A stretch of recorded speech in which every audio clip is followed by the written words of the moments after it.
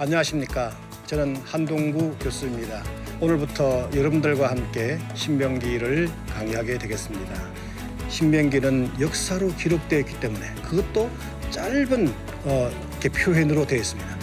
그 짧은 표현들의 역사적인 내용들을 하나님의 드라마틱한 구원 사건으로 재구성하고 살려내고 이런 노력을 해야 하는 것입니다. 구약 성경에는 정말로 수많은 역사의 기적적인 경이로운 사건들이 많이 있습니다. 그런데 이 경이로운 사건은 과거 시대의 사람들의 산물이다, 나와 무관하다, 이렇게 되면 구약 성경은 아무런 우리에게 의미를 주지 못합니다. 우리가 하나님 말씀을 읽고 또 그 말씀대로 준수하고 실행함으로써 그 과거의 기적을 또 구원의 사건을 내 삶의 실제적인 사건으로 재생해내야 하는 것입니다.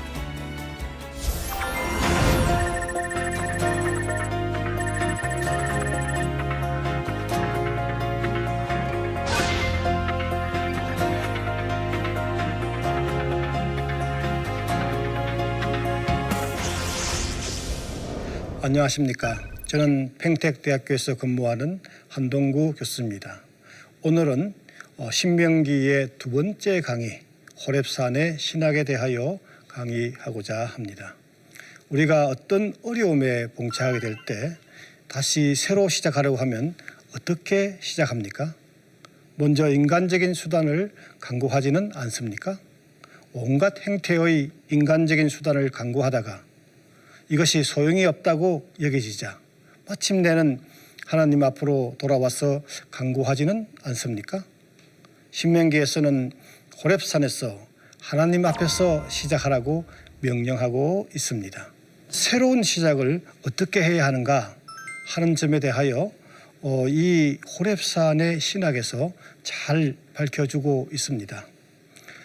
전체적으로는 먼저 시내산과 호렙산의 차이점에 대하여 구약성서 전체에서 한번 살펴보고, 그리고 나아가서 엘리야의 호렙산 여행을 통하여 호렙산 신학, 즉 코람데오의 신학을 살펴보려고 합니다. 대체 많은 사람들이 호렙산의 신학이 무엇일까 이렇게 궁금해 하시는 분들이 있습니다. 통상적으로 이스라엘의 역사는 애굽에서 나와서 시내산을 경유하여 그리고 마침내는 약속의 땅으로 들어가고 있습니다. 그런데 신명기에서는 이런 통상적인 역사와는 달리 신학적인 역사, 이념적인 역사를 주장합니다. 이스라엘의 역사는 호렙산에서 시작해야 한다라고 주장하고 있는 것입니다. 구약 성경에서 하나님의 계시가 내려지는 이 특별한 산을 시내산이라고 부르기도 하고 때로는 호렙산이라고 부르기도 합니다. 그러나 시내산은 호렙산에 비하여 더 많이 사용되고 또 우리 시청자들에게 확고하게 더 잘 알려져 있는 산으로 있습니다. 시내산이라고 부를 때에는 하나님의 말씀이 선포되는 장소로 지칭하거나 혹은 하나님께서 강림하여 또 특별한 말씀을 내려줄 때 그의 거처가 있는 곳으로, 이런 하나님과의 관계성 속에 있을 때만 시내산이라고 표현하고 그 밖에 지리적인 이동과 관련해서는 시내 강야라고 이렇게 불렀습니다. 그리고 호렙산은 신명기나 혹은 신명기와 관련이 되어 있는 책에서만 나오는 이름입니다. 시내산은 지리적으로 애굽과 또 이 동부 요르단 지역의 사이에 있는 그런 명칭, 지리적인 명칭입니다. 이와는 달리 호렙산은 특정 지역으로 고정하기 수 없는 정신적인 혹은 이념적인 산이라고 말할 수 있습니다. 사실 이 두 산은 동일한 산입니다. 그러나 이름이 좀 다르고 그리고 사용되는 용도, 이미지가 다르다 하는 것입니다. 지금 우리가 이 도표를 보시면 알겠지만 신명기에서는 1장에서 무려 3번이나 언급하고 있습니다.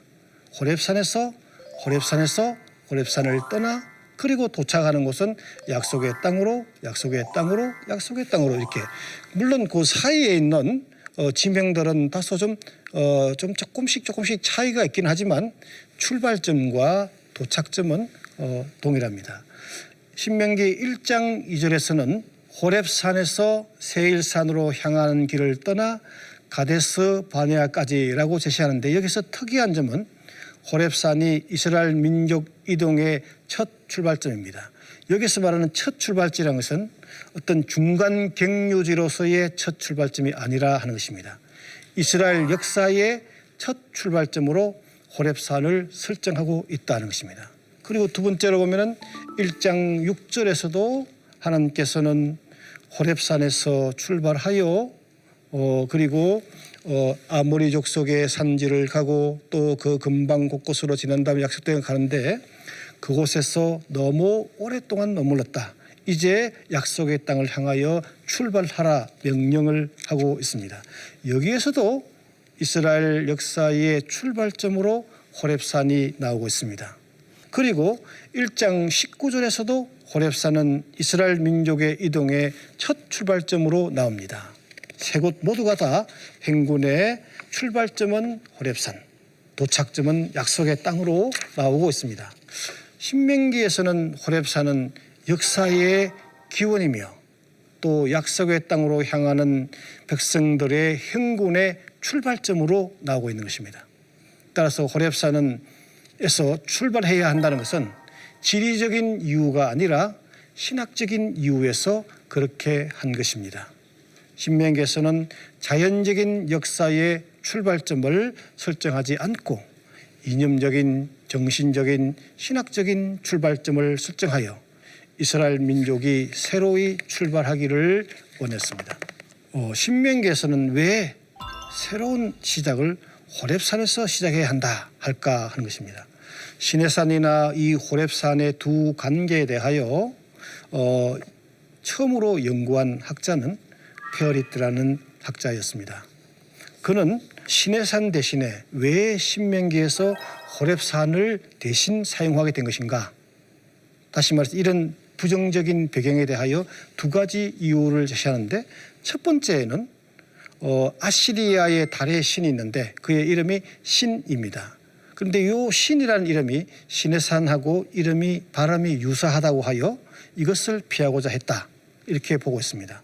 두 번째로는 조금 여러분들이 이해하기 어렵겠지만 이 시내산은 이방인의 땅, 그러니까 이스라엘 땅 바깥에 놓여져 있으므로 이를 피하기 위하여 지리적인 명칭이 아닌 이미지상의 명칭인 호렙산을 대신 설정했다, 이렇게 볼 수 있습니다.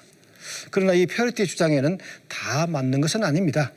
다시 말해서 신명기에서는 새로운 시작을 위하여 하나님의 산인 호렙산이 필요한 것입니다. 호렙산은 특정 지역에 고정될 수 없는 이미지의 지명이지만 하나님으로부터 출발해야 한다 하는 그 정신이 더 중요했던 것입니다. 위기에 처한 자들이, 때로는 위기에 처한 국가가 새로이 시작하려고 할 때 호렙산은 하나님의 산으로서 새로운 출발의 장소인 것입니다. 새로이 시작하는 자는 구원의 원천이신 하나님 앞으로 와야 하는 것입니다. 이 호렙산에서 시작한다는 것은 혼자의 힘으로 불가능할 때, 하나님의 도움이 필요할 때 우리가 펼쳐져야 할 역사라는 것은 하나님의 역사이기 때문에 우리는 하나님 앞에서 하나님으로부터 시작해야 하는 것입니다.